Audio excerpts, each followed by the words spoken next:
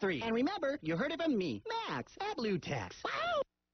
We're back live in Las Vegas. A big Republican debate here tomorrow night. Let's talk Republican politics. The Democratic Congresswoman Diana DeGette of Colorado is with us. Also the Nevada Republican Party Chairwoman Amy Tarkanian, and Jon Ralston of the Las Vegas Sun also is the host of Face to Face with Jon Ralston here. We have a new poll out today that confirms the Herman Cain boom, if you will.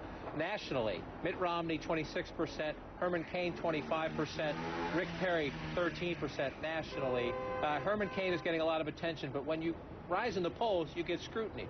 Over the weekend, he said in Tennessee, if he's president, I'll build a fence across the border, we'll electrocute it, and if you try to sneak into the country, you'll be killed. Then he said he was joking. I talked to him a bit earlier. I asked him if that was insensitive, especially for somebody who wants to be the next president. He said this.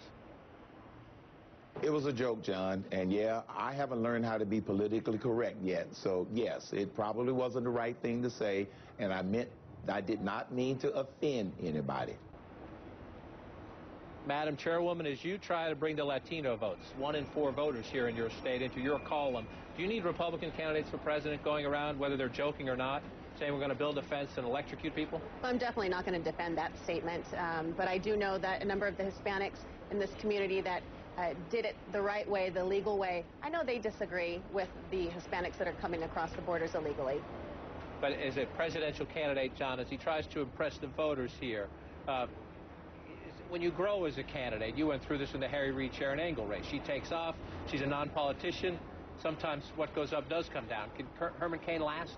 Well, didn't he also propose moats with alligators in them, too? I mean, he's creative, at least. The thing is, he's the flavor of the month in this race, as you know. What happened to Perry? Perry's been endorsed by a Republican governor here, and he's gone nowhere in this state and elsewhere. Listen, the Hispanic vote here, as you mentioned, is critical. Obama, when he won here by 12 points, won the Hispanic vote 70-20. But now that's changed, right? And so the Democrats, even as we sit here, are having this Project New West. That's why the Congresswoman is here. They're trying to re-energize the Hispanic vote here. They need that, and Amy Tarkanian and her folks are trying to cut into that. And it's not just the Latino vote, the Hispanic vote. In that same poll I just mentioned, we see Herman Cain's rise. How about this? Yeah. Extremely or very enthusiastic? Are you extremely or very enthusiastic about voting in the next election?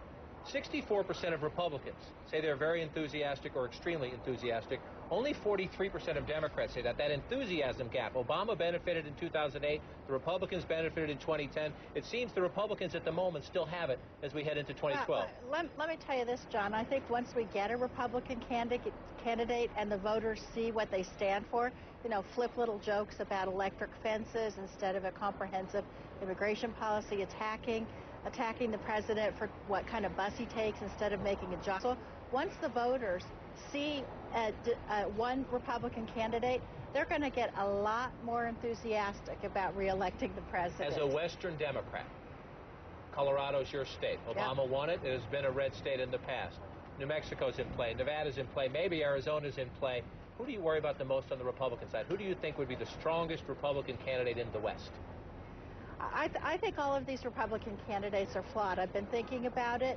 They're not talking about the key issues that voters in Colorado and the rest of the West want to talk about.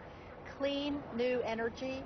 Energy issues are going to be very big, and the Republican leadership has no energy policy other than drill, baby, drill, which is not a policy that Westerners care about. Jobs. There's no real proposal on the part of the Republicans for what we're going to do to create jobs. So I think the West is very much still in play. I don't know if you're going to tell me the strongest Republican candidate, but are they addressing these issues that the Congresswoman talks about in a satisfactory way to you, the particular issues of the West?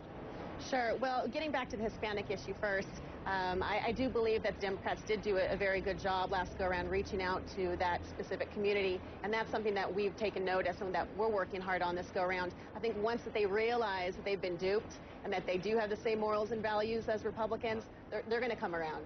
John, is any one of these Republicans seem strongest out here right now, or is it too soon to say? Well, in Nevada, Romney certainly is strongest because he's the only one with an organization. But I can see him being challenged. Ron Paul has a fervent following out here. And Perry, as I mentioned, was endorsed by our governor. If the governor were to bring his political machine to bear, I think he would have a chance out there. I think this state is really in play. Democrats can't take it for granted. We'll watch it play. Madam Chairwoman, John, Congresswoman, thank you so much for your help. We'll see you right back here live tomorrow night. Don't forget our debate. Aaron Burnett out front starts right now. Hi, Aaron.